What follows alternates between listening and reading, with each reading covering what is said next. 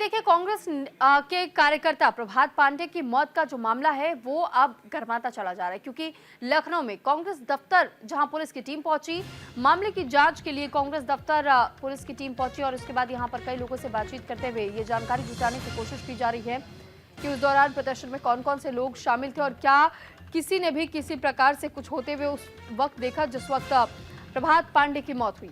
क्योंकि कांग्रेस भी ये आरोप लगा रही है और ये कह रही है कि ये हत्या थी, ये मौत नहीं, ये हत्या थी, साजिश के तहत में इस हत्या को अंजाम दिया गया। जबकि दूसरी तरफ प्रभात पांडे के जो परिजन है उनका भी यही कहना है कि प्रभात पांडे की जान ली गई है, मौत हुई नहीं है बल्कि हत्या की गई है और इसकी अब न्यायिक जांच की मांग की जा रही है। इस पर ज्यादा जानकारी के साथ विवेक तिवारी हमारे साथ लखनऊ से जुड़ चुके हैं।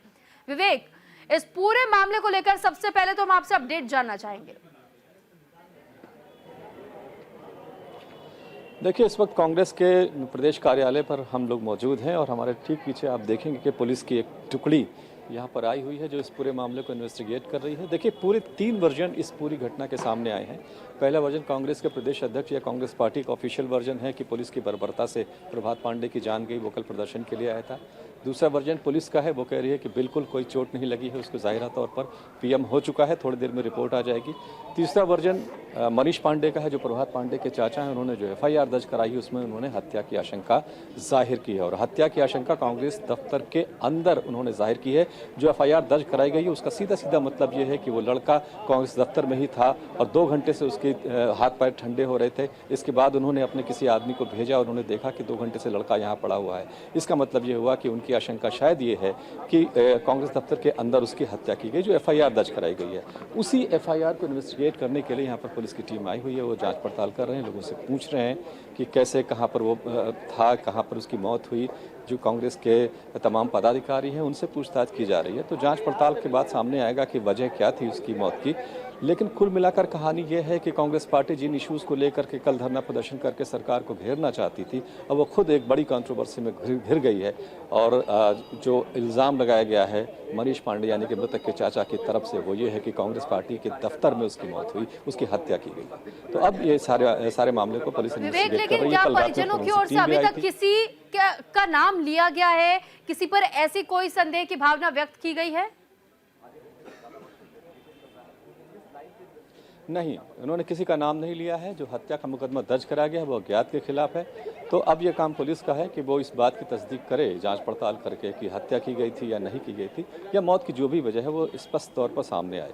तो फिलहाल जो मुकदमा दर्ज कराया गया वो अज्ञात के खिलाफ, किसी का नाम नहीं लिया गया है। लेकिन वहीं दूसरी तरफ हमने ये भी सुना कि कांग्रेस पार्टी की ओर से भी ये कहा जा रहा है, जो लोग वहां पर उस वक्त दफ्तर के भीतर मौजूद थे या आसपास जो लोग मौजूद थे, उनका भी यही कहना है कि ये हत्या है, मौत नहीं है। तो इसके पीछे की गुत्थी अब कैसे सुलझेगी? वहां क्या सीसीटीवी फुटेज क्या अब तक खंगाले गए हैं? पुलिस अपने साथ वो सीसीटीवी तमाम फुटेज लेकर के गई है या जांच अभी भी जारी है? देखिए, सीसीटीवी फुटेज तो यहाँ पर ऐसा कुछ नहीं अवेलेबल है, लेकिन कांग्रेस पार्टी के जो सोर्सेस हैं वो ये कह रहे हैं कि अभी थोड़ी देर में वो शायद वो कोई ऐसा वीडियो रिलीज कर देंगे जिससे ये जाहिर हो जाएगा कि वो मौत कैसे हुई। कांग्रेस पार्टी के जो पदाधिकारी हैं जो स्पष्ट तौर पर ये कह रहे हैं कि वो प्रदर्शन करने के लिए गया था, वहाँ पर उसको शायद धक्का मुक्की हुई, फिर उसकी तबीयत खराब हुई और फिर उसको कांग्रेस पार्टी के कार्यालय पर वापस लाया गया जहाँ पर उसकी मौत हो गई। ये उनका कहना है और इसके संबंध में शायद कोई थोड़ी देर में कोई वीडियो भी वो लोग रिलीज करेंगे। कांग्रेस पार्टी ने एक डिमांड और रखी है कि 1 करोड़ का मुआवजा उस कार्यकर्ता को दिया जाए क्योंकि पुलिस की वजह से उसकी मौत हुई है। 10 लाख का मुआवजा कांग्रेस पार्टी की तरफ से घोषित किया गया। अभी थोड़ी देर में 11 बजे यहाँ पर उसके लिए एक शोक सभा भी की जा रही है।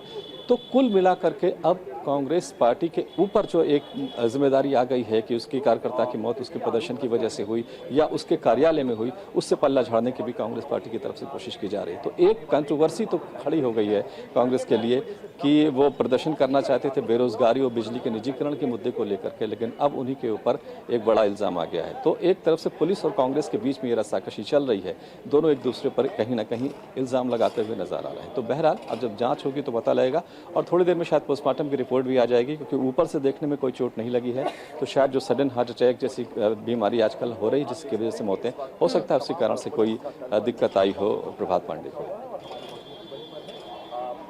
ठीक है, बहुत धन्यवाद विवेक आपका तमाम जानकारी हम तक पहुंचाने के लिए। और